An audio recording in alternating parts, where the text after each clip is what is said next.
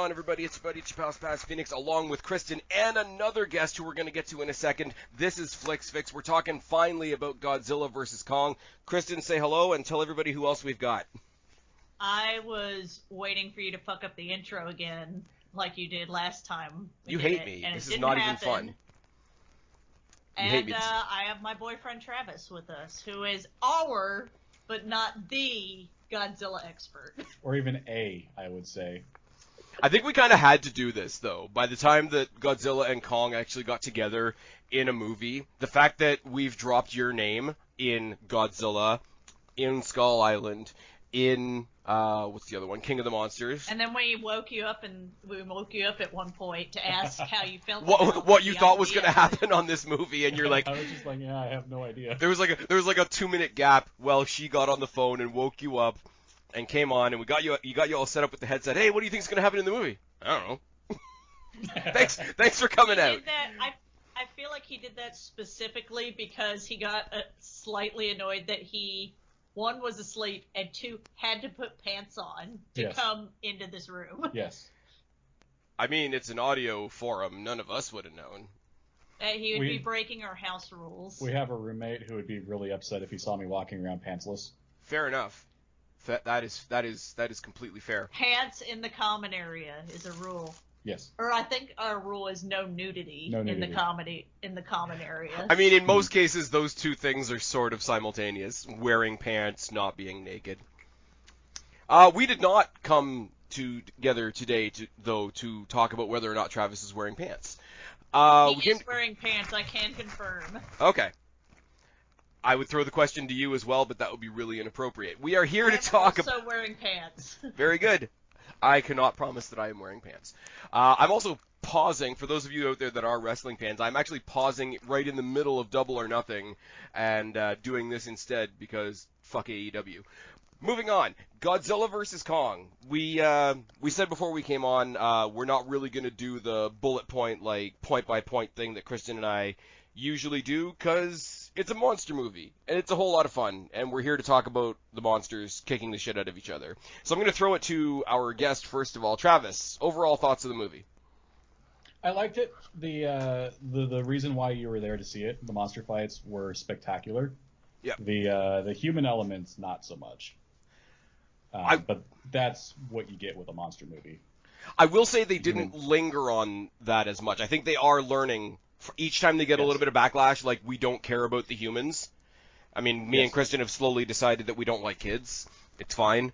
Although I did, the way they did bring the cast together in small doses was done quickly. They got it out of the way. Okay, here's all the faces that you recognize, and then we moved on. I thought that was great. So far, out of all of them, the only one to do the human element well is the Kong movie. Mm-hmm. Really? Yeah. Okay. It was more of a... Yeah, I agree with that. Yeah, the humans were way more interesting in Kong than relative to the other Godzilla MonsterVerse movies. All right. So we'll throw it to Kristen then for overall thoughts. Pretend we're walking out of a theater, which I can't do. Thanks, Ontario. Somebody comes up to you right as you're walking out of the theater. Hey, Kristen, what did you think of the movie? The human parts bother me more than the monster parts. The monster parts are awesome. The special effects are really good, and everything looks really good. It's when you start having to like deal with the people that you're like, why? Can we be honest that I know I'm going off on a tangent? Go for it. That Millie girl that was in the other Godzilla movie. Oh, Millie Bobby Brown? Her arc makes no sense between the two movies. Oh yeah, she's all out there for like what's right, and from there to the next movie she's become like this complete conspiracy nut.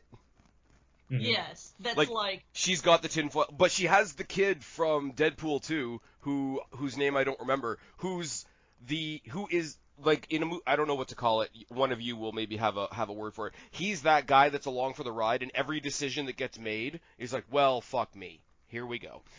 He's that guy. Yeah, he's the straight man, basically. And what's very annoying about her character, and I guess the crazy guy too. I is like that when Bernie. they start- I like Bernie. I'm not gonna lie. Yeah, when they start spouting their like random conspiracy stuff, like the fluorine in the water and how it makes you more more Susceptible or more submissive. Yeah. more submissive, and he's like, what, like how normal people would be like when they're like, what the fuck are you talking about? Like, that's crazy. They look at him like he's the stupid one, and then we just he's like, move yeah. on. What is it that Bernie says to them when they're in the little diner there? It's like, yeah, it doesn't surprise me. You look like a tap water guy. Okay. They go on to make the normal guy, the guy that like isn't fucking into the crazy conspiracy, be like he's the fucking weirdo. I don't like that. But see, I'll be the contrarian there. If you're at a table with one normal person and two crazy people, the normal guy is the odd guy out. But that's true. It is. I like his character and he does his character really well. But it's also like if he wasn't there, like you don't need to hold the audience's hand. We would know that the other two are doing the conspiracy nut thing. I like the Bernie character only because they're doing that and they're being knowingly goofy about it. The one thing I will say with this one, for me, where my initial thought coming out of it is this one, way more than the other three, it doesn't take itself as seriously, and that makes it a lot more fun. Mm-hmm. I think the stuff that's ridiculous is super ridiculous. I think they something I was going to get into later on, but I'll get into it now. Like, you don't have the big, long, dramatic, oh my god, there's a fin in the distance and a really slow Godzilla coming out. Like, the first time you see Godzilla, when he attacks the shoreline apex facility there, like, they hear the alarm on the inside, cut to the outside, and Godzilla's just already there flailing around fucking shit up. They didn't do the big... They didn't treat it like a wrestling entrance. If I, they didn't make him the Undertaker. And the same thing with Godzilla. Like, the movie opens, I know we're not going point by point, but the movie opens with Godzilla in the habitat, and we find out that, what's it called? Monarch with Kong in the habitat. Yeah, when we find out that Monarch has basically put a big dome over Skull Island, and you just hear all this happy music and Kong just wandering around the island, like, having a normal morning. Like, if he was a dude, he'd be, like, getting his coffee ready and just, like, walking around literally scratching his ass. And until the point Sorry, go ahead. Go ahead. No, just I was going to say, I would like to add that this first part of the movie, we see Skull Island, we see how Kong is, and he doesn't like his habitat. Yeah. Godzilla destroying the first Apex facility. Them talking to the Hollow Earth guy and setting up the mission. Them going back to Skull Island and convincing the head scientist girl that deals with Kong to like, hey, we gotta bring Kong to the Arctic so that he'll go into the Hollow Earth, into this tunnel down to the Hollow Earth. Is what, 22 minutes? Mm-hmm. Yeah, it was about 22 minutes to that. It was 30 to the first fight. It's very condensed compared to. It is. And again, that's very easy to convince. to be like, first she's like, well, we can't move him because as soon as we move, Godzilla will come after him, to like another scientist. And then this dude shows up and is like, well, I want to take him to the Arctic so that he'll go down into this hole that we don't know what's there or where it is, but we think it's where the Titans come from. And she's like, I don't know about that. And he's like, please, basically. And she goes, okay. It's very much, and I can make the reference because it's another video that you and I have already reviewed. It's very much Chris Pratt's character going to Jurassic World and telling what's-her-face that ran things there, okay, this is what we're actually going to do. Like, it is that archetype. Other than the fact that this particular person has a young person that they're taking care of as well, it's pretty much beat for beat that thing. It's like, here's the person that's in charge, here's the person that's, got all the authority and whatever. Oh yeah, I forgot that. In that 22 minutes, you also learned that Kong knows sign language. No, you learn that on the boat. They learn that on the boat later on. I know they learned that on the boat. That's still in the first 22 minutes. Yeah. Of the movie.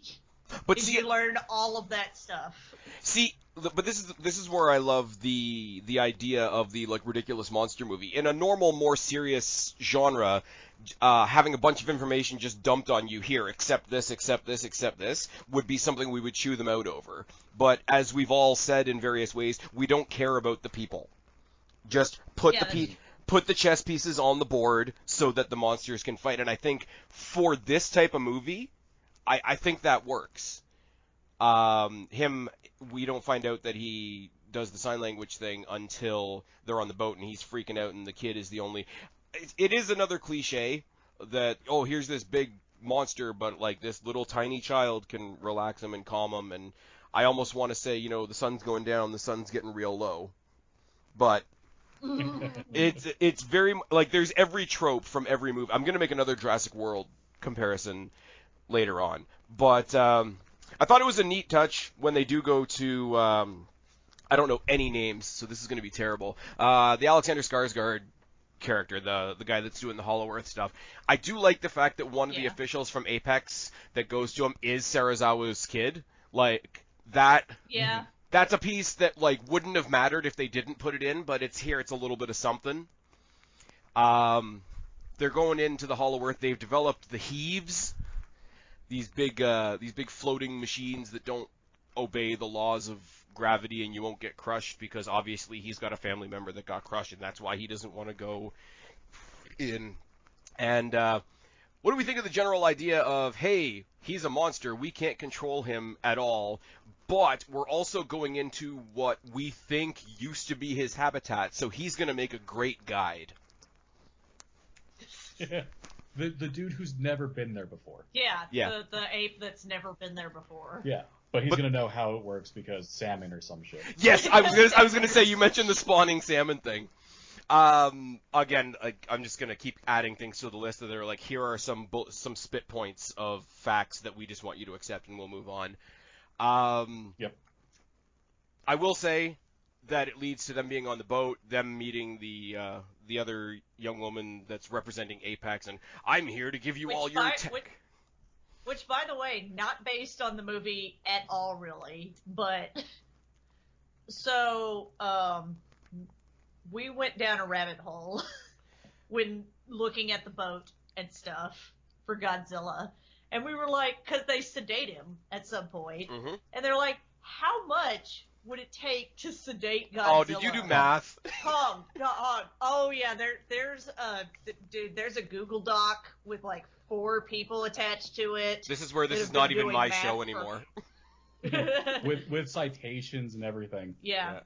So we did it based off of a sedative that we use at work that apparently you can use on non-human primates. On great apes specifically. Yes. Which we're assuming Kong is because he big monkey. It would take, of the propofol we use, it would take 1,433,351 milliliters. Milligrams. Well, milliliters. Yeah, milliliters of propofol to put Kong under. But then, of course, when need be, he can be snapped right out with that much sedative. Yeah. Well, so that just puts you under. To maintain it, you have to give him another 215 milliliters. I was going to say, you have to maintain a dosage of that much. Oh, yeah, and by the way, you put propofol in IV, so you would have to get a catheter into this guy's veins at some point. So let's not even go through it. Like I said, it's become a huge Google Doc. We've also figured out the sedative stuff for Godzilla as well. Oh my God. Based off of articles of what you would use on reptiles.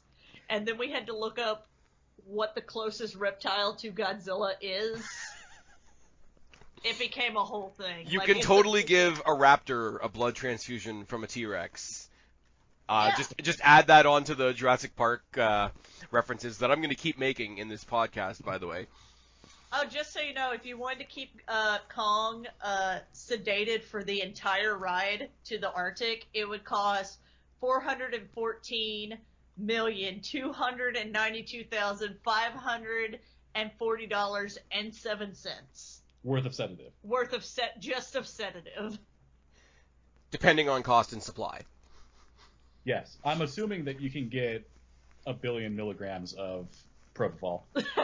Assuming that there is just, that floating around. Yeah. And just like as a side order, can I get a couple of COVID vaccines as well? Yeah, basically. It would cost $3,870,050 per hour to keep him sedated. But you've seen all the Monarch's facilities and Apex's facilities. That's They true. got money. They got money to burn. So there's way too much information about veterinary science for the show. And this has been my afternoon since like 3 o'clock is when this started. I was going to say, like, when you messaged me and you're like, okay, we're watching it now, when are we going to record? And I'm like, I don't know, probably 6 hours from now. This is what we've done in that 6 hours with 2 other people. We've even we've put also it in consulted Cokes. my supervisor to make sure our math was right. We've even measured it in 2-liter bottles of Coke. Yes. Which is about 7 per hour of propofol. Yeah, we This is awesome. We went down a I'm rabbit not going to hole. lie. Yeah, we went down a very strange rabbit hole just based on the idea of it was based on the scene of when after the huge Godzilla fight, which we'll talk about, when they lift Kong up in the net to fly him the rest of the way. Yeah, we're going to talk about that in a And, second. But I have to disagree with you because I don't think I would necessarily consider this a rabbit hole. It's more of a monkey hole. It's more of a monkey hole. It is more of a monkey hole. Titan-sized monkey hole. Let's see for Godzilla. It's We went Titanic. and found like articles published by the by veterinary science and the New zoos England and Zoo. stuff. This is awesome. It became a thing. This is awesome. I don't know why this reminds me of this, but it reminds me of a meme that I saw today, and it's like, Spider-Man in the not in the newer Spider-Man, but when he's trying to hold the subway together with all the webbing, they superimposed that onto the front of the Titanic, and it was just like the guy that could have saved the day. It was really good. Let's see. To sedate Godzilla, you would need. Okay, I am reading that right.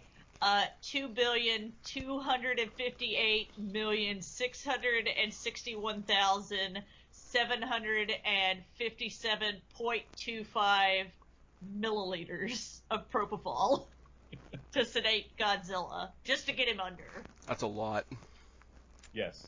He big lizard. He's bigger than Kong. He weighs about 90,000 tons, and Kong weighs about 50,000 tons.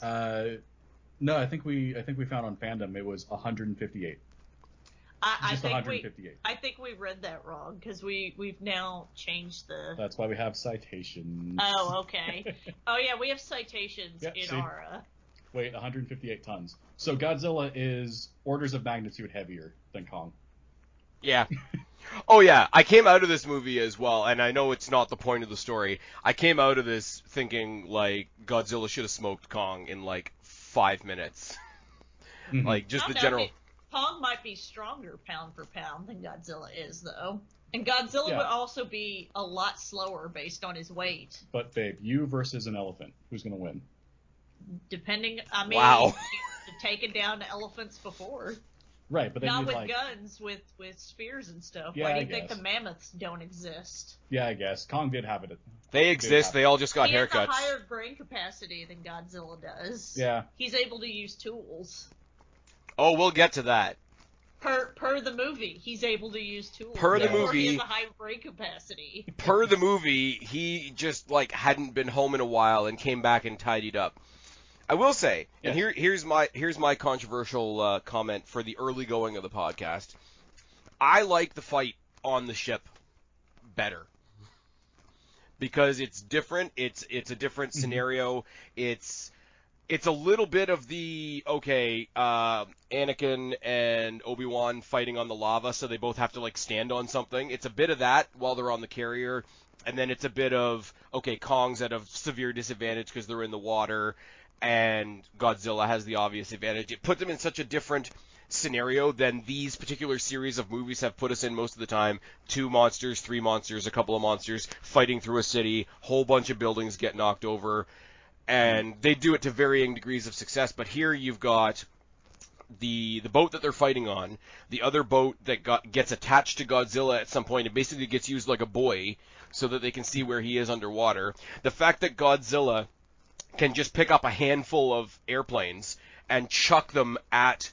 Oh, Kong can pick up a handful of airplanes and chuck them at Godzilla as like projectiles, like they like ninja stars, basically. Yeah, I like the shot from inside the plane as the one guy's ejecting. There's some really interesting ways that they've done the fights, and I will say again, compared to the first 3, even Skull Island, which happens mostly in the daytime, it still has that like dark, gritty, like you got a dark animal and it's fighting at night and they're fighting amongst a bunch of dark buildings. They did really spruce that up by having this daytime fight on the carrier and then having like an entire neon setting for the final fight at the end. I think they've done better to get rid of the okay, what the fuck is actually happening in this fight element. Oh, yeah, unlike the first Godzilla movie. Oh, the first Godzilla, where you couldn't actually see Godzilla fight anything until, like, the end.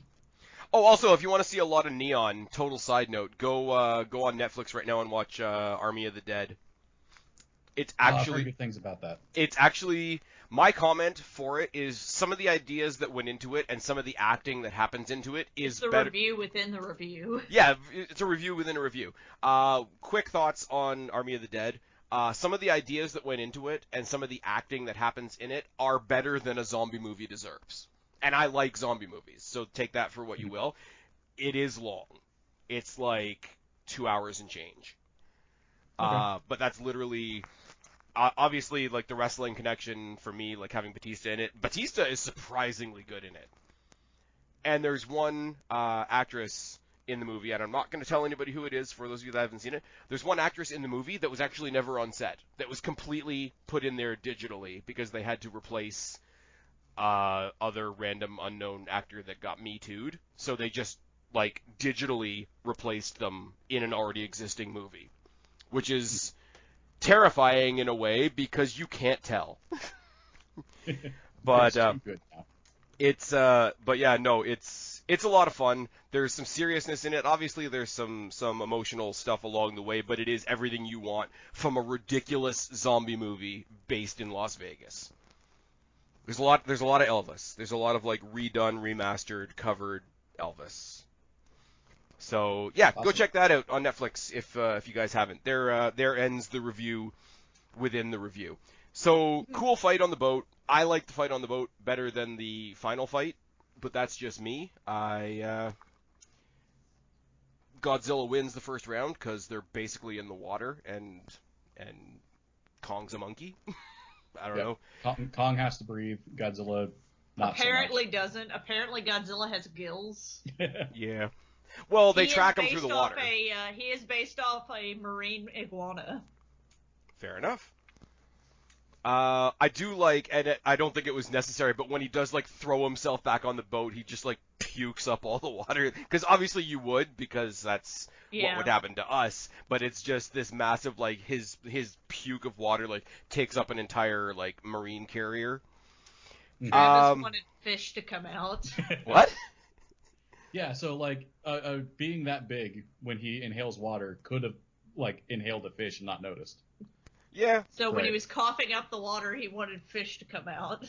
I will like say just one or two fish. I will say it's a plot hole that when they were like, let's help Kong, let's disorient Godzilla with a bunch of depth charges. Like that's not also gonna fuck with Kong. Yeah, right. We said that. And like well. that wouldn't have sent up, like you said, a bunch of other dead animals. It doesn't. You just get Kong, who like grabs onto the side. He's like a kid, like trying to pull himself out of the pool, like grabs the one side of the boat and just like throws himself on. I don't know. While all this is going on, we'll talk about the background stuff that's going on a little bit. Maddie meets up with the Bernie character with her friend. They're gonna break into Apex because that's always a good idea. They almost immediately get found. They hide on a transport. These transports that go through the Hollow Earth, because that's nothing but a thing. Halfway to Hong Kong, they realize they're in a transport that's full of baby skull crawlers. And then they glance down at the the speedometer, and realize that they're heading to Hong Kong at 630 plus miles per hour. So that's what's going on with them. Then I have nothing to add to them because they are so boring to me. Yeah, they didn't even like, oh cool, these are skullcrawler eggs, and then that's the last we heard about that. Well, we get to doesn't the Mechagodzilla fight? Yeah, we get to the feeding frenzy later on. I just think it's so funny, and it does, maybe not in a good way, but it does show that from Skull Island till now, skullcrawlers have gone from like these absolutely terrible things that we absolutely should fear, and the only way we're going to escape from them is to have like Kong come in and like fuck them up. To they're so much a not thing, we're using them as bait for our machine. Yeah. Okay. Again, well, they're baby ones. Yeah, it's Chris Pratt training the Raptors. treating them like dogs with a little clicker. So we kind of got ahead, but yeah, there's a Mechagodzilla. Yeah, there is. Fueled by the consciousness of the neural networks of one of Ghidorah's severed heads. He's not. The way I understand it, because I've watched it again today, and they still don't explain it very well. I think the idea is that Ghidorah's heads, because Ghidorah is so big, the potential for those heads to be so far away that they can't talk to each other, that they speak to each other mentally. And what they've done is they've adapted that natural sense into a piece of technology where Serizawa Jr. obviously has to sit inside the skull, because that's where you get the cool shot from. And he controls the Godzilla, the Mechagodzilla. But they don't show there's definitely not another Ghidorah head in the shape of that Godzilla head. I refuse to believe. Because the head is small and weird looking compared to the rest of the mechanical body. But the more fun part, the more ridiculous part, the part that Kristen's already sort of hit on a little bit, we cannot possibly transport King Kong through the water anymore, because clearly Godzilla's going to catch up with him. So somebody randomly says off the cuff, like it's a punchline, how is he with heights? Cut to them carrying King Kong, who just takes a ridiculous amount of sedative that Kristen and Travis have worked out for us. It's not, but what amounts to a fishnet. Yeah, basically. Yep. It takes I don't know, it looks like 15 helicopters of various sizes. Yeah. Something like that, yeah. Because that much weight and that much potential force moving around in a net wouldn't just drive it straight down and bring all the helicopters together in a big mid-air collision. Of course not. We've decided in the meantime that obviously the child is the one that has the connection with King Kong, so definitely we're going to manipulate and use the child. The child convinces Kong that he needs to go down the tunnel because they lie to him and say, hey, your family might be down there. Well, and also, let's be honest, it's like we've dropped you off here in the Arctic. It's like, be up here where it's freezing, which, by the way, he was soaked in water. Did they dry him off at some point? Thank you. That was going to be my very next point. Not only would we die if we were dropped in that water and then dropped in the Arctic, right? Think about how much more fur he has than us. That's like putting on several layers of clothing and then getting dropped in the water, and then getting dropped in the Arctic. We assume that a couple of jets flew around him to dry him off like a giant hairdryer. I would pay money to see that outtake. I really would. I really would. But anyways, yeah, so it's either like, hey, you can hang out up here where it's fucking cold, or you could go back to where we think your home is, and there might be other apes there. Well, that's how they convinced. Not sure on that. That's how they convinced the kid to do it, because originally the kid's like, I don't know about this. We don't know if it's even true or not, whatever. And the way they convince her is like, well, all the ships are fucked, so either he goes down the hole or he stays here and freezes. Like, they guilt trip how old do you think that kid is supposed to be? Like 8? Something like that. 8, 9. Probably. Yeah. Like Very young. they guilt tripped an 8-year-old to lie to her gigantic, probably only friend, because they talk about how her family was like all taken or whatever, and that's why she's been adopted. How her entire village was destroyed by the storm. Yeah, except her. That was a throwaway line that Kong saved them. Yes, Saved her. the unprepared 8-year-old, like, survived, where all the natives that have built up whatever their village was, obviously, clearly, just let it go, let it go. Chess pieces on the chessboard, it's fine. Yep. Um, But anyways, they convince him to go down there. and the Hollow Earth is weird. Yeah, like gravity flips. Yes. Is Okay, what- no, is when what we killed actually the get to the brother? Hollow Earth, that's one thing, right? But the trip to Hollow Earth, because, like, they're going down what looks like a cave, because it looks like they've done some sort of, like, terraforming to make this tunnel that the heaves are going to go down. And then it looks sort of like regular cave. Godzilla's swinging through the cave and whatever. But then they go through this thing. Kong is swinging through the cave. Yeah.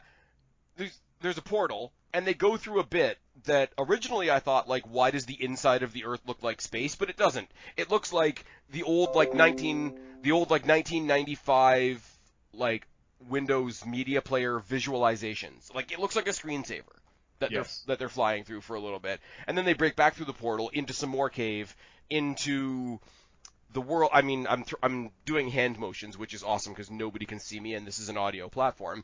But, like, you've got, like, Earth on top of Earth, which I don't understand how that happens. And also, where is their sunlight coming from? Because it's bright as day in there, and they're kind of on the inside of a planet. I know none of this matters, but I'm just picking it apart. Yeah, I know, pieces on a chessboard. I get it. I didn't even think about that. I was like, yeah, it is daytime in there. How the fuck is it daytime in there? Magic. Because But, magic. But also Because you know, gravitational changes, Gravitational and flux, anomalies, tachyons. and tachyons. I also love the fact that it looks like the flat ground, and then you look up and there's like another flat ground, and tell me how those two bits of flat ground are supposed to be the gravitational center of a round Earth. Like, shouldn't it be like an internal ball if it's formed by any sort of gravitational logic? Anyways, I don't know why I'm trying to apply logic to the movie, but the whole Middle Earth, I fucking swore I wasn't going to do that. The whole Middle Earth. Yep. I swore I wasn't going to do that. The whole That's the next movie, babe. Is where we find all the hobbits and orcs and. Okay, so Godzilla fights Sauron. I'll Yes. watch this. no, Like, friggin' unironically, I would King watch Kong fights Treebeard this. Yes. Yes. as revenge for the tree that was mercilessly killed at the beginning of the movie to make that spear to get himself out of his dome. It's long-term storytelling. We just missed it until right now. They're about as good, and Kristen will get this. Now Travis, I don't know if you'll get it. a bunch of tiny orcs crawling up Kong. You just totally messed up my opportunity to say that they do long-term storytelling about as well as WWE. Pretty much. So that's a Anyway, thing. so they take him down there. There's other shit down there, apparently. That's where the skull crawlers are. Mm-hmm. Yeah, but they're not even skull crawlers. The thing, like, Godzilla arrives, and it's like this, ooh, ah, like everybody taking the... Kong arrives. What did I said Godzilla, didn't I? Yes. It's tired in here. So Kong arrives with the people in tow, and, like, after a bit of ooh, ah, like, this is this other world we all thought we knew, he gets attacked by these, like, flying bat dragon things. Fucks them up pretty quick, just to establish, like, okay, I'm here, so that makes this my home now. And, like, drinks the guts out of one of their heads. And because they're magical creatures, obviously the inside of their guts are, like, neon green. That's not healthy. Oh, sorry, I should have said, the one thing that they brought up at the beginning of the movie that I thought was really, really cool, why do we think it's Kong's original home? Because they had a theory that Skull Island, the reason that Skull Island was so different than everywhere else on the planet was Skull Island was the one place that the center of the Earth, the Hollow Earth, had actually come to the surface. Mm-hmm. So like a small mountain range from the center of the Earth peaked up. See, but here's my problem with that, though.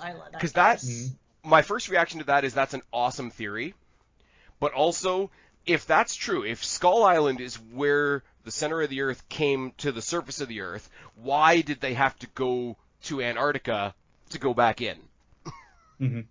And where did Godzilla go in King of the Monsters when Serizawa had to nuke him? Right. That's true. Where well, is I think they that had in the established center that it was here? like his nest or whatever, but Yeah. But they I think I clearly have an went through the answer. same. I think I have an answer to the first question. it's a movie. No. Well, yes, but no. I think if I remember correctly, in Skull Island, they close off the tunnel that the skull crawlers were coming from. Okay, fair enough. Yeah. But then in that case, to go in there and actively do that, you would have known where you closed a tunnel, and it's very easy to say, "Oh." I think that also happened in like. Because the Kong movie is based in like Vietnam. Yeah, like Vietnam. So Yeah. like in the 60s or 70s. Mm-hmm. So maybe there's not much, and who knows when Monarch got there by that point? Like set up I their would base I would love and I would say everything. that too, but one thing I didn't do that we've done in all the other movies is talk about like the opening sort of video sequence of the movie. I do like the way that they sort of in the opening like credits moment they sort of showed Godzilla and where he came from and Kong and where he came from, and then they started like listing off all the people that Godzilla had defeated and the couple of creatures that Kong had defeated, and they sort of made it look like a tournament graphic. Mm-hmm. But they had to make it really one-sided because the only ones that Kong has really defeated is like the skull crawlers and maybe like what other like anonymous animals were on Skull Island. So here's a tournament, here's one side of it, but there's a whole other side of it, we promise. So that bracket implies that Godzilla beat up all of the other Titans that swore fealty to him in King of the Monsters. It does. I But don't know. we see at the end of King of the Monsters that he doesn't fight them; they bow to him. So Unless they've that is essentially saying that they bowed to him and he beat the fuck out of them anyways. or the fact that some of them have like because we saw in King of the Monsters like a couple of them try to come at the king, you best not miss type thing, right? But Right. we also saw in that movie as well, like they were looking back at historical photos and historical etchings and historical paintings that depicted previous fights. So they may be historical records of when these other monsters, like, for lack of a better term, tried to take their shot. Right. I just think that they're... It doesn't Do you want necessarily them have to be. baby? You should voice your opinion about what is it, Rodan at this point? Oh, Rodan's a bitch. Rodan's a little bitch. Every time we watch, he's like, Rodan's a little bitch.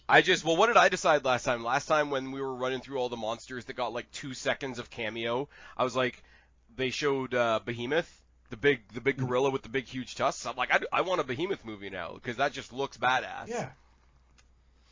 And then we went through some really really old graphics which nobody could benefit from because it was an audio platform.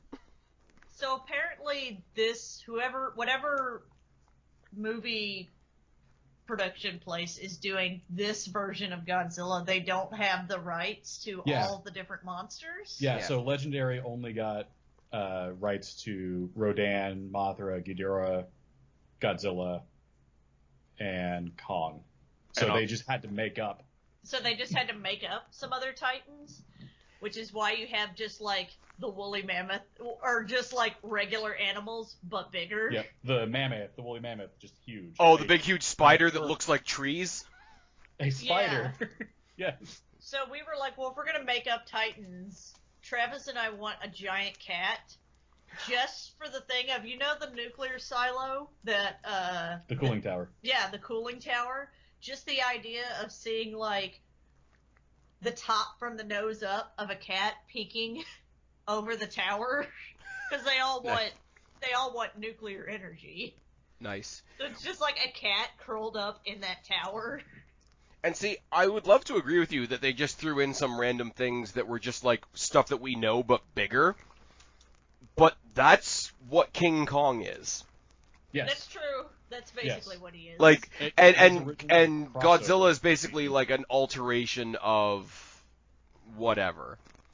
Yeah. Kong was originally in the Godzilla universe just as a tie-in, between between Toho and Universal.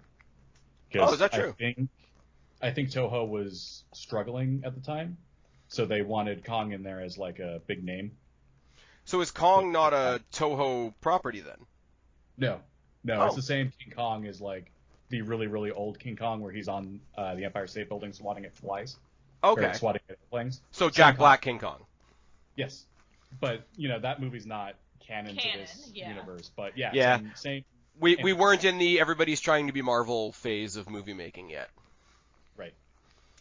The other thing I will say, if I'm going to point out some disappointments to this, and it does tie into the Marvel thing and how it makes us think about movies these days, when they first announced, I didn't know originally that they were going to be doing the Mechagodzilla thing, which we're going to talk about in a second.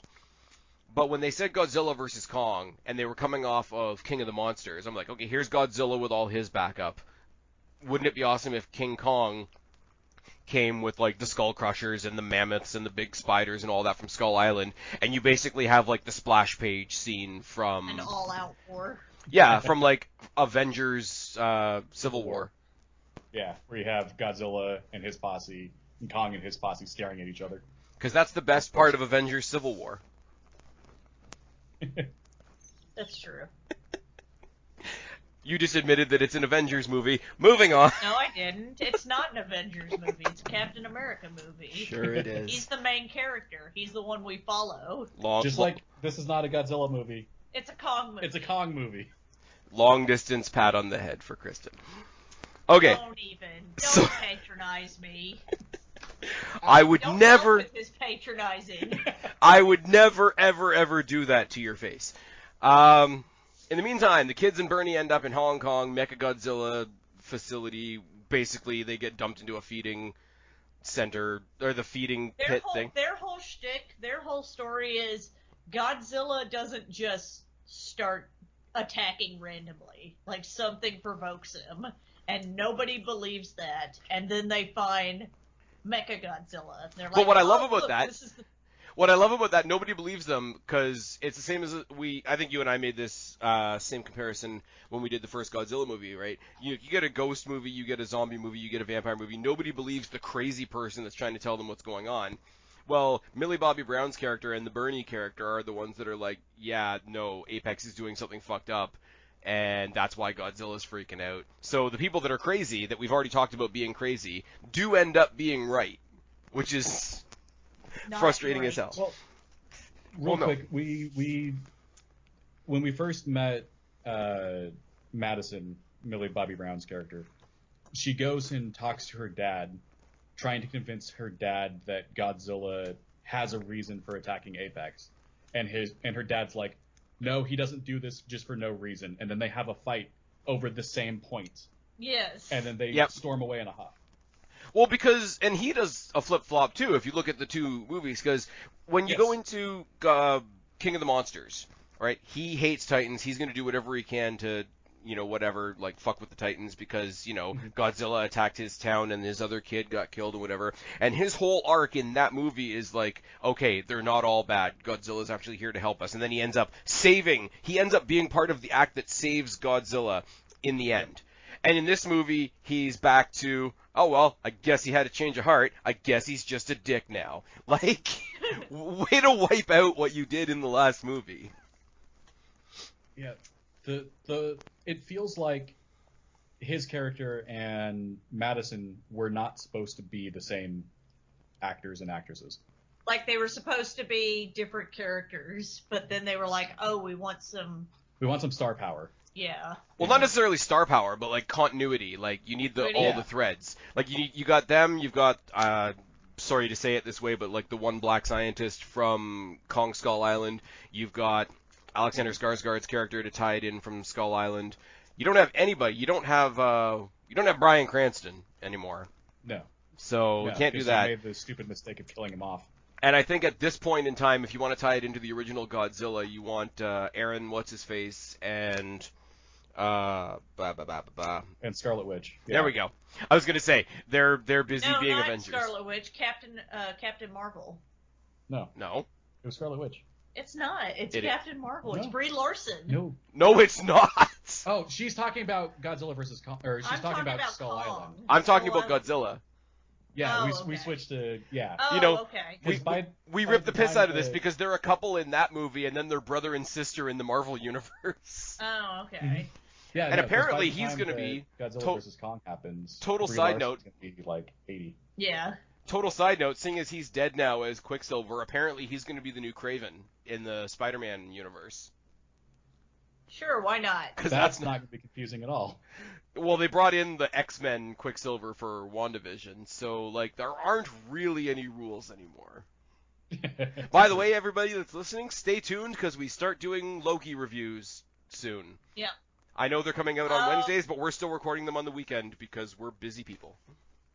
Getting back to Godzilla, he shows up in Hong Kong because they activate Mechagodzilla They for the activate for the tests, and when he gets to Hong Kong, he senses Kong, who is apparently directly below Hong Kong, Well, because that's how they make the tunnel that goes from, I was going to say Middle Earth again, Hollow Earth, into Hong Kong, is Godzilla's like, oh, there you are, motherfucker, atomic breath. You thought you could straight hide. down.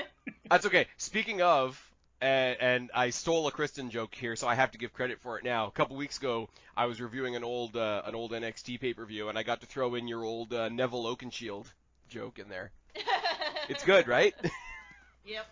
But anyways, I had a point there somewhere. No, there's some stuff to get through because they do stumble upon like what the Mechagodzilla is. They do stumble upon young Serizawa piloting the machine, and he's basically off in a zone. And Godzilla pulls a Yui in the water and heads towards Hong Kong. But I don't want to just go over this. Kong knows his way around. I'm not going to say Middle Earth. Hollow Earth, because he's a salmon. Jeez, there are no fish. There are no fish in the MonsterVerse. Eh? Like there needs to be like fish characters. There needs to be like okay in the Z list of movies, like you know when you get into like Piranha 3D and Sharknado and all that shit. 2 movies you guys should check out is Dino Shark and Sharktopus. We have now looked up Godzilla fish. Yeah, I am surprised. I would be surprised if there was not a Toho Fish. Fish character. Yeah, No, but I'm saying seriously, check out Dino Shark, even if you don't check out Sharktopus, because it's the laziest thing ever. It's just basically they took a shark and they put a T-Rex head on it, and that's the movie. We have not found a Toho fish. No, there is not a Toho fish. Also, the horrible Godzilla movie. would have killed it. The horrible movie that Kristen wanted us to review a while ago. What was it? Deathbed, the Bed That Eats. Bed that eats people. If you look at some of the ads on Facebook for Shudder, they're now advertising a B movie on their service called Sofa. And the thing is, it's like a killer sofa eats people, whatever. But the picture on the front of the movie, like on the poster, it's not a sofa. It's like a recliner. Like, you can't even bad movie well. We still need to watch Deathbed, the bed that eats people, and review it. Have you seen Rubber? No. No. The tire that kills people? The tire that No. kills people? Isn't it- That's the other one that I was going to bring up. Oh, God. Oh, God. The psychic tire that can roll around on its own and likes killing things. Doesn't it, like, make people's head explode mentally or something Yes. like that? Yes. That's terrible. It's a hard movie to get through. I watched this because I lost a bet. Yeah. So anyways, back in Hollow Earth. Wait a minute. Rubber's Wait a not minute. Speaking of losing bets, can we get a return of Kristen Bella? No. That stuff is gone. It's gone now. It's gone. Bye-bye. What would you be betting about? I don't know. That I probably won't watch Deathbed, the Bed That Eats People. You said you would. It was in a podcast. We have to do it now. It is canon. Oh, was It's it because canon, yeah. It was because I made you watch Joker, wasn't it? Yes. And it was very sad. It's also very good. No, it's not. You're not to me. I'm sure it's good to someone, just not me. I'm sure it's I made good. I'm Travis sure it's good watch to all that the people too, that are and he got- wrong. I made Travis watch that too. He was also very sad. We made almost the whole household sad for a day. Mm-hmm. Okay, Travis, will you draw a line for me between the movie happens to be sad but is also still really good, or are you with Kristen on this one? I mean, it can be both. I think it was good, but it is also very sad. Like, you have to watch that early in the morning and then watch something else afterwards to Oh, bring for yourself sure. back up to Oh, normal. 100%. I think we did that on a week. Can't deal. I think we did that on a weekend where like we reviewed Joker and then immediately we dove into like 2 episodes of WandaVision. Like I think that's where we were like doubling up podcasts because we hate ourselves. I can't. I don't want to watch. Why don't my brain makes me sad on its Yep. own without any help, any outside interference. I have Yep. to take medication to make it not do that. Why would I want to watch something? I think that makes was the me sad? majority of our podcast too, was you making that exact point. Yeah. And I'm saying that because it is a valid point, not because I'm making any kind of fun. So anyways, you know who is fun? Kong. Kong arrives at Kong like is in Hollow Earth. Kong is in And they- Hollow Earth with the elves. Finds It's fine. X. Well, he finds the castle first, and it's Yes, like finds the castle. we've gone into a Dracula movie for a little bit because you look around the castle and all there is like these little bat creatures hanging from the ceiling, like doing a little twitchy squeaky, like watching the king take his throne back. He just sort of sits there, picks up the axe like he knew it was going to be there, just like pulls it out of some random other creature's skull, and just like fucking sits there like, all right, this is me, come fuck around and find out. And And I think they're like, oh look, that's from one of Godzilla's like. do they mention that in the movie? Dorsal. Do they mention It's that actually? implied, it's implied that it is because it absorbs his atomic breath. It's implied 100%. So it's not this Godzilla's fin, but it's Right. a Godzilla. Right. No, I have a problem because I've only watched it twice. I watched it the day it came out, and then I watched it again today, right? But So- I listened to this is Because it said they had an ancient rivalry. So Right. I assume it's a Godzilla's fin. so this is the point in the podcast where I put in my obligatory plug for Emergency Awesome, who's great. You guys should go check out Emergency Awesome for like deeper context on the movies you're watching, etc. Because they go into a lot of detail about like further back Godzilla stories where King Kong stole the thing and how it became an axe and all that sort of thing. So because I know that, I never remember whether they actually mentioned it in the movie or not. So it's knowledge that I have, but did I get it from the movie? I feel like I feel like, I don't know if they actually say it, but I feel like you're It's- led to believe. it's heavily that implied. That it's like a fin from Godzilla, or a piece of him at least. Yeah. Now that you mention it, I can't say one way or the other if they did or did not say Yeah. that it's a dorsal fin. I think it's implied. It's heavily implied, and I mean like it looks like one. So even if it's not, even if there is an actual other canon explanation, like the fans are going to be like, that looks like a Godzilla spike. Because in the first fight, my point when I said before that like Godzilla should kick the shit out of King Kong, it was like A, he was on the water, talking about the first fight. B, King Kong's going to suck in the water. The thing that they're standing on is falling apart. Godzilla's bigger, he's armored, and King Kong isn't, and he can, like, puke radiation at you.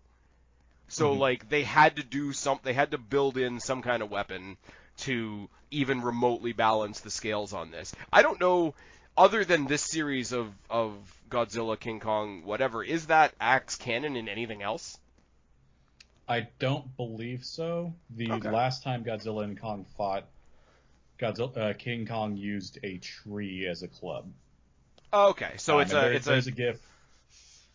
Yeah, there's a GIF floating around of Kong feeding Godzilla the tree. Oh. You know how late in the fight he shoves the butt of that axe into Godzilla's throat when he's gonna shoot his atomic breath? Yeah.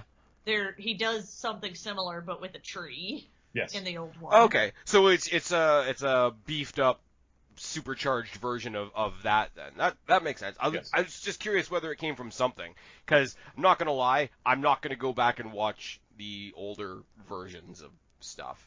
It's like as soon as we get the new Blade, I'm not gonna go watch the old Blade so much.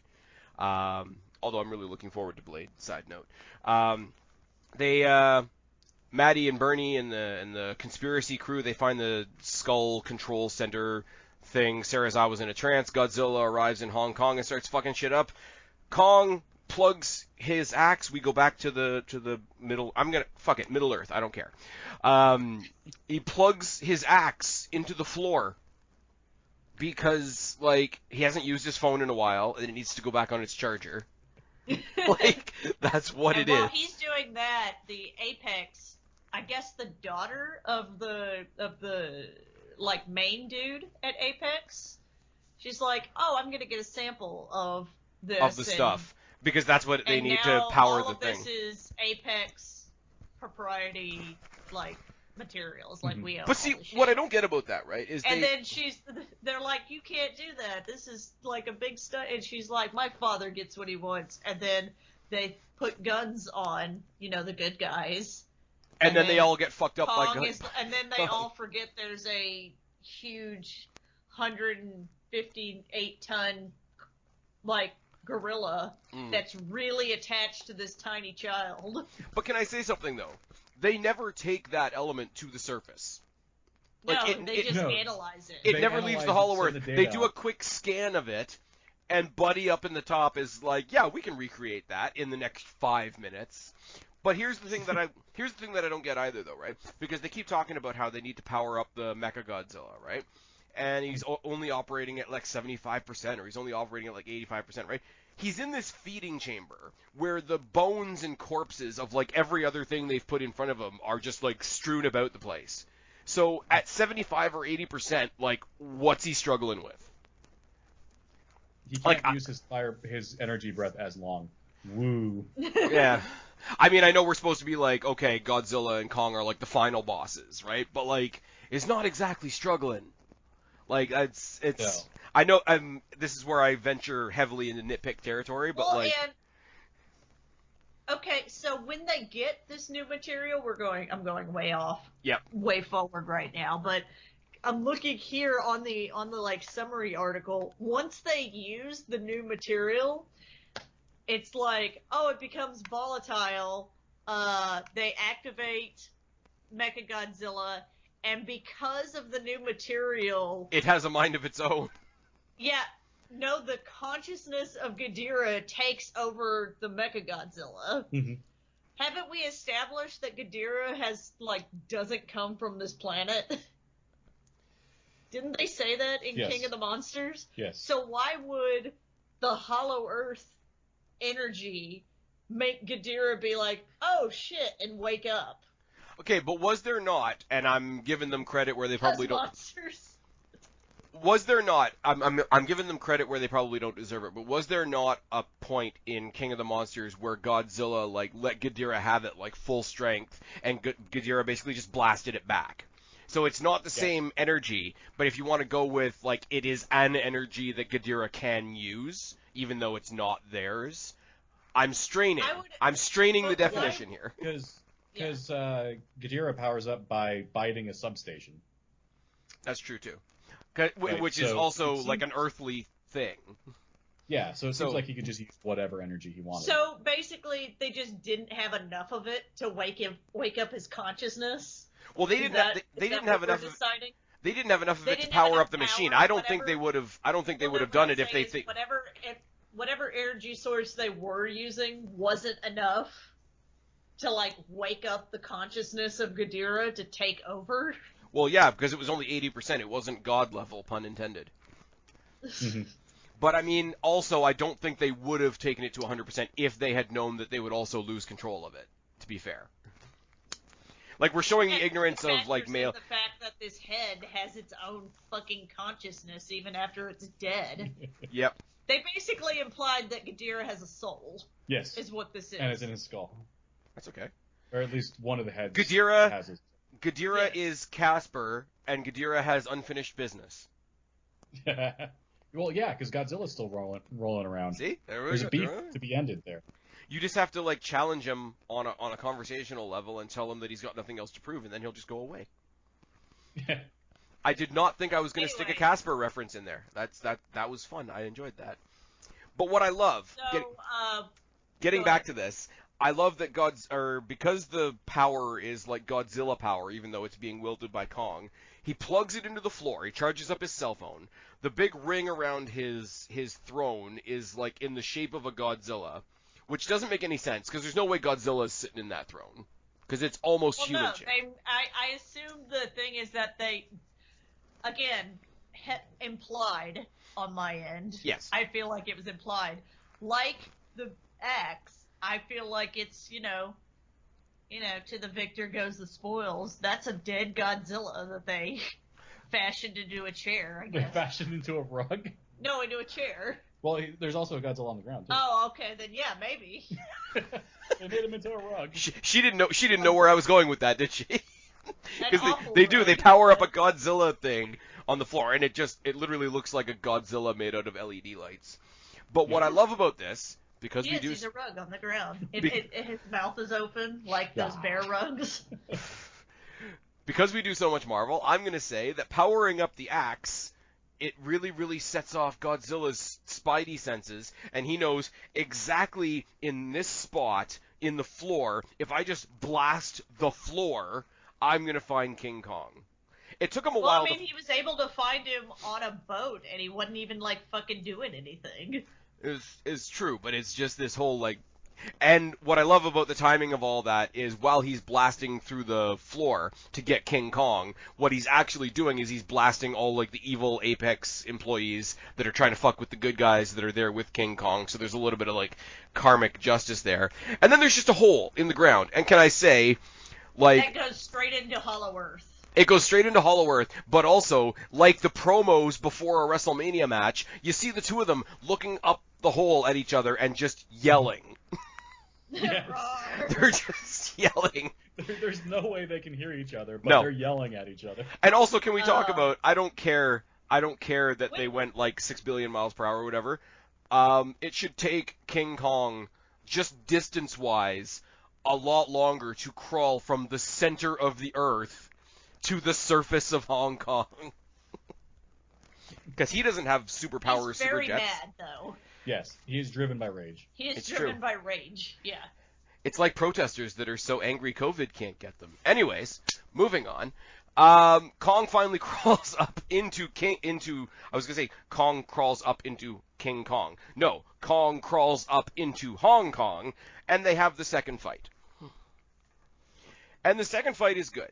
And I'll spit this out really quickly. While I do like the first fight more because it is so different from the other fights that we got in the other movies, this is sort of the same kind of fight we got as in the other kind of movies, but done really well.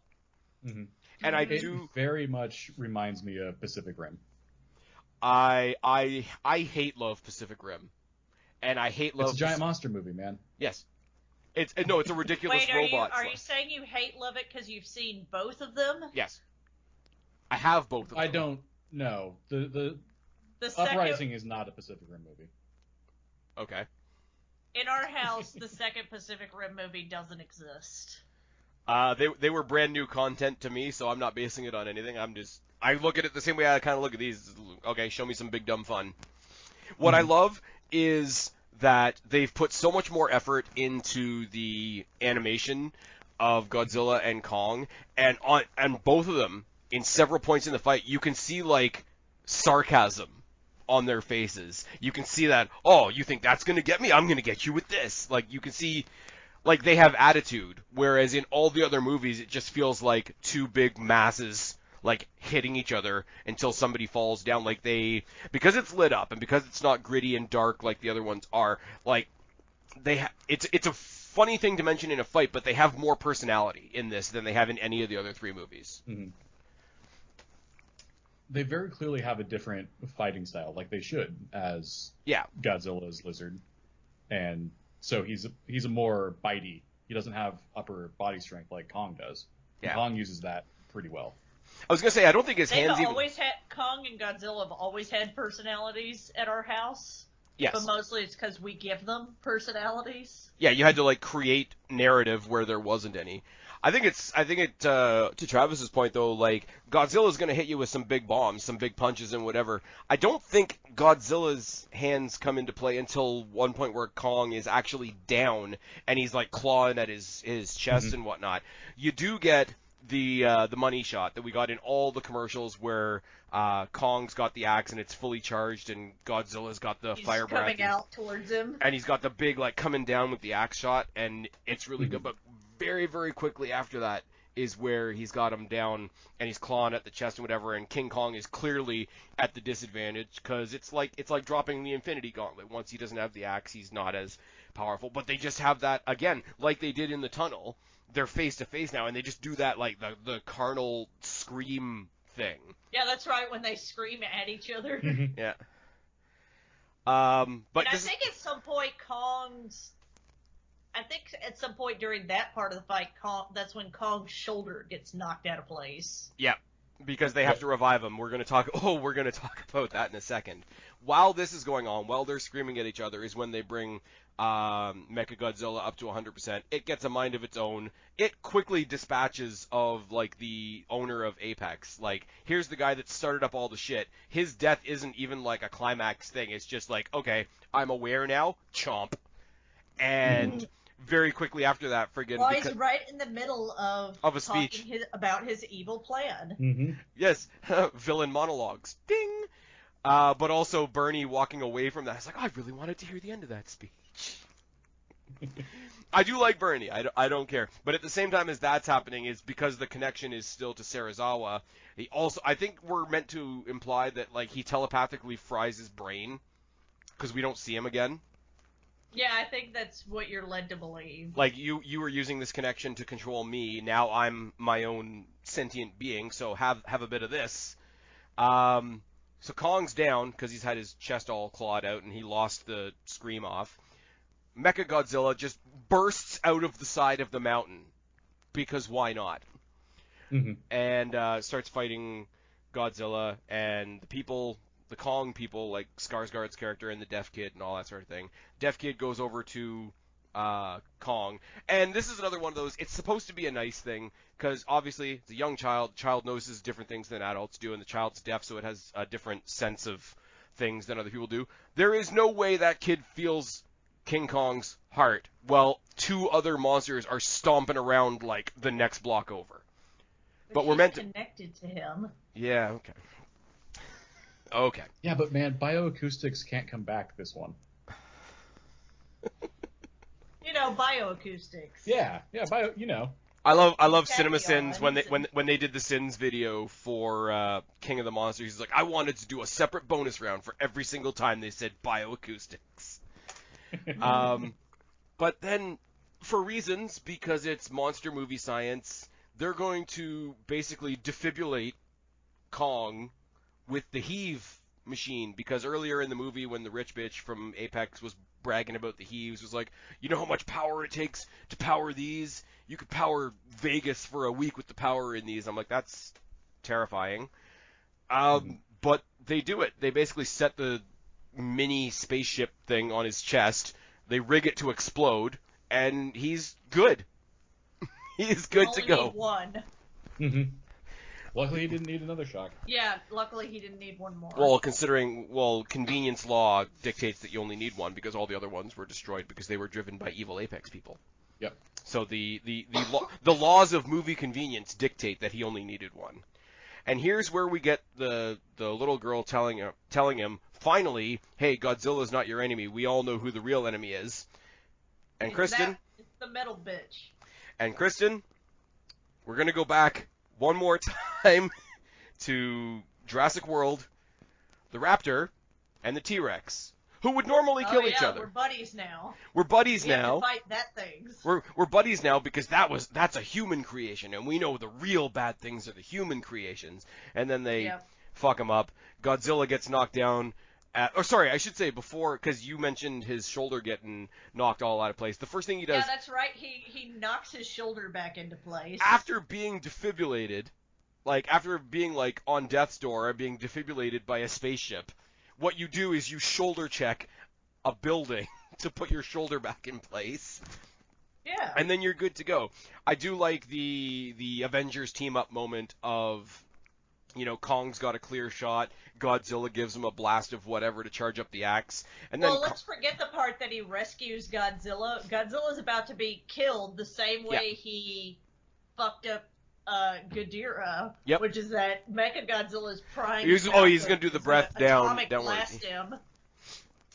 But yeah, and basically, like, after the axe gets charged up, Kong just, like, chops him up like he's an old toaster. And that's cool. I do like, it's perfectly obvious, and it's really, really cliche. I do like when he's completely cut him up, he sort of, like, grabs the head, he lifts up the head, like, as the trophy. As you do. Mortal Kombat style. Yeah. It has, like, part of the spine and everything. Like the T-Rex roaring at the end of Jurassic World, even after he didn't do all that much. King Kong is claiming his victory with the robot head. I would have found it really, really funny, because we had just seen him down in the Hollow Earth beat the shit out of those bats and, like, drink out of their skulls, pretty much. I would have found it funny if he tried to take, like, a bite out of the metal head, just to be like, you're an enemy. I can take a bite out of you. I mean, let's be real, it's probably not going to hurt him that much. It'd be like chewing aluminum foil. Yeah. But if you chew the aluminum foil, then Bernie and Maddie won't have any foil left for their hats. It's true. No, they use bleach. And then you have the moment down at the bottom where there's still two Titans roaming around, but they're like tired. They're like they're tired. No, they're tired. They're there. But we go down. Later. But we go down to the ground level, and Maddie's dad is just randomly in Hong Kong now. Mm-hmm. Over the course of the fight, he's in Hong Kong. Pointed that out. How did he get to Hong Kong? He finds her and the other friend whose name I don't think I've mentioned once in the entire thing, and Bernie. Bernie introduces himself, immediately says, "Hey, do you want to be on the podcast?" It's kind of something I would do. Hey, Travis knows about Godzilla. Let's get him on the podcast. So they're fine. Josh is his name. Okay, I don't care.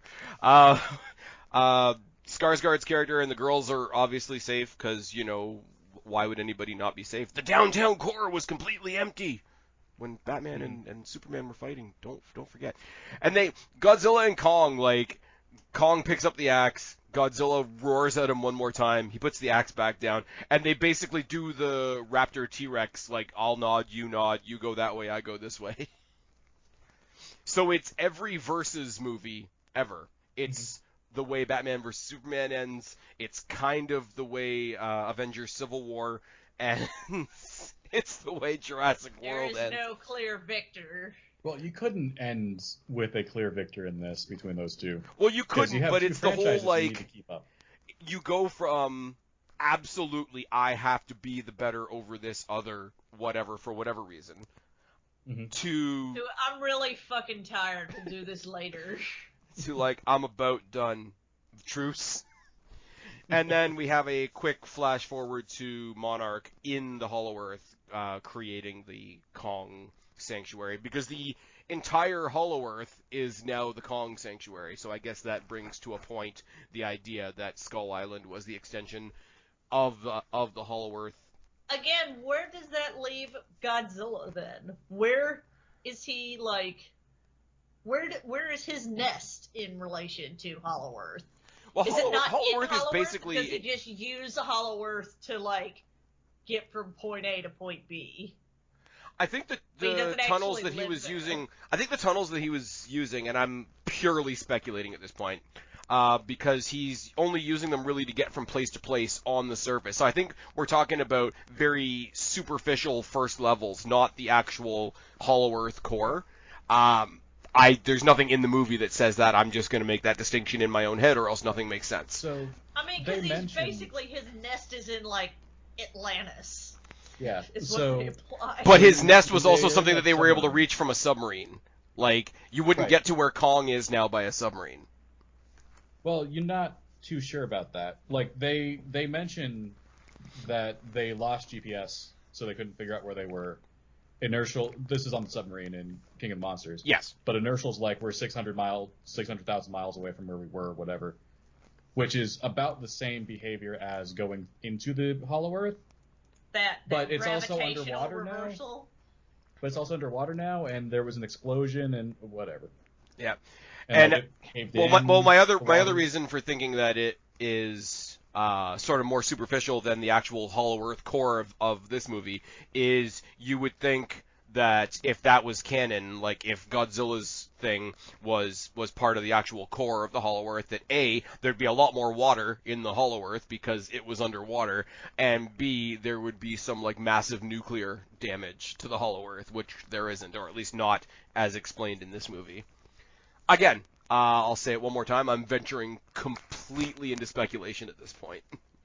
I think that's all we can do. Yes. I think that's all they've given us I mean, because half of our sedation thing that we gave you is partially speculation.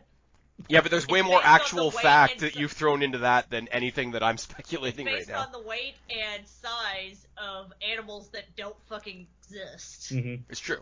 Assuming that if they did exist, they would their physiology would be similar enough to like little tiny versions of them. Yes. And the Which, metabolism I mean, rate would be the same way. I don't think that's even true because in the movies they say all the Titans are like their own genus. Yeah. Well, I think they're all their own species. It's just they're a collection of species from a different era. And they basically rest Well, that's for what long I'm saying. periods of Their time. genus starts with like Titanus, and then they're like different species underneath that genus of the Titan genus. Right. But do you then think that they are so old that King Kong's species eventually becomes what we know as like normal gorillas and apes now?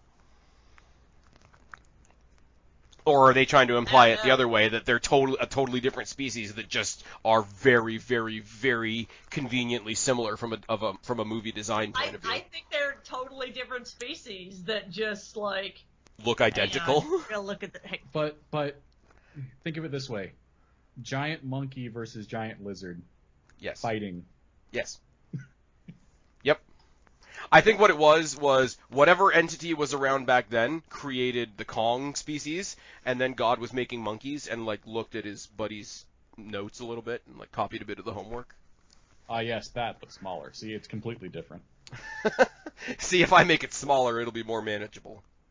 Yeah, I think in the And eventually, monsters, no, like, here it is. Titans are their own like genus. See, that looks Like, awesome. Kong is like Titanus something. Yeah, see, that looks awesome. I'm going to make a small one. And over the centuries, it's going to evolve into man, and man is going to be intelligent and create great things. But then also man is going to think there's a gas shortage and start filling shopping bags. And then that's the end. Okay. And then that's the end. Super ridiculous fun. I mean, obviously illustrated by the fact that you guys went out and had way more additional fun than I did. But overall, for all the fun we're poking, because it's what we do, decent movie. For anybody that is sitting through this for this long that hasn't seen the movie, go see it, because it's fun. Oh yes, it's a blast. Yeah. It is one of those things, and yes, I'm aware we have to be closed because of the times we're in and the ongoing global medical bastard that's scourging the planet. I'm really pissed off I didn't get to see this in a theater. Because, yeah, I'm on a... Its genus, it's Godzilla. No, this is a different Godzilla. Oh, okay, wrong one. This is Godzilla Earth, which is a Netflix series that is Jesus. terrible because he is actually a plant in that one. What? He's a plant. Okay, wait, no, run that back. Godzilla is a plant. What? Yeah. So Netflix has a spin-off series called Godzilla Earth where humans have to like evacuate the planet because Godzilla's there and is like wrecking everything. Okay. And they like many generations beyond, they come up to this planet that they, found as habitable. Turns out it's Earth. They turned around, and now Godzilla is huge and is also a plant and has like a shield generator or something. That's about when I stopped Godzilla watching. lore is weird. That's when I stopped I'm watching. out. This is I'm too much. not See, gonna look, lie. he's Titanus is his species. And see, let's see what Mothra's is. It's Titanus Masura. Yeah, so see, they're the same genus, under the same genus, and then within that, they are different species under that genus. Thank you, WikiGoofu. Again, talking about fake monsters.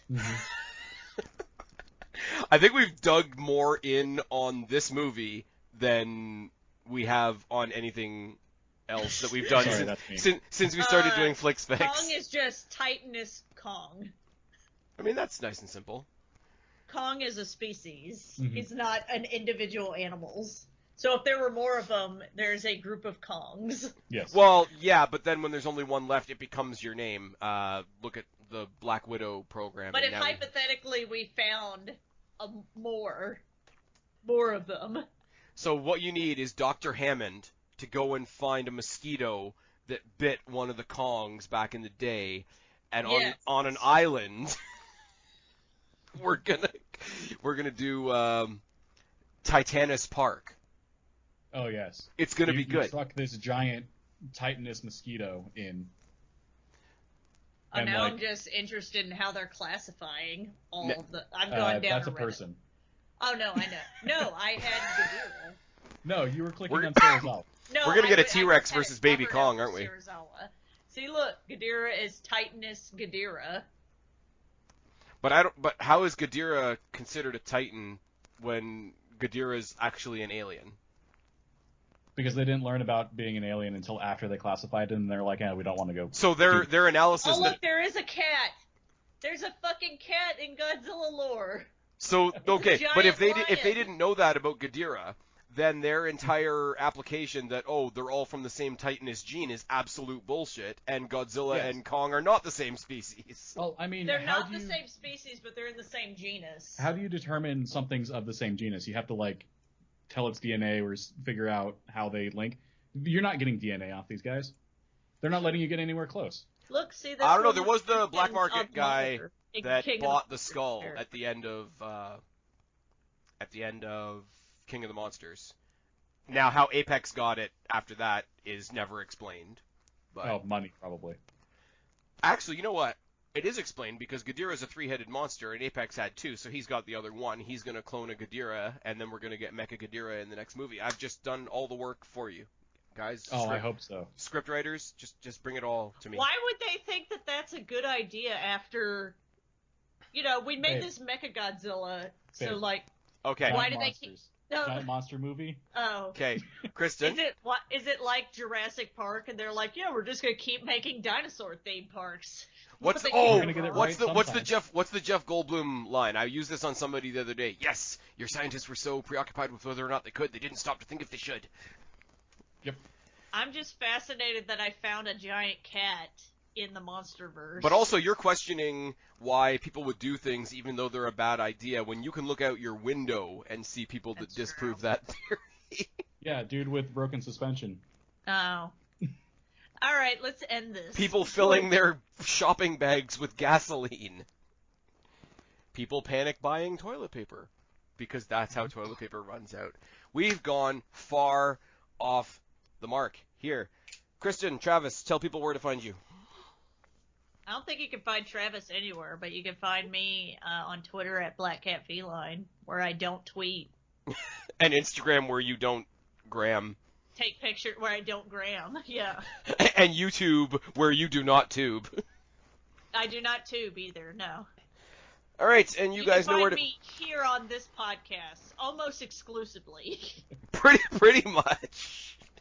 See, I wouldn't say that because that makes me sound like a cocky asshole, but pretty much, yeah. Oh, I am a Flix Fix exclusive. You are a Spaz Phoenix podcast exclusive. Yes, and by extension, Travis is as well. Yes, your job as host is now officially a +1. And you guys know where to find me, or you wouldn't be here. I've been Spaz, she's been Kristen, she brought Travis. We are Flix Fix. Subscribe up there, talk down there, start a conversation, keep all these conversations going. Don't be a stranger. I'll talk to each and every last one of you later, but for right now, myself, Kristen, and maybe Travis are tagging out. Bye, guys. Bye. Bye.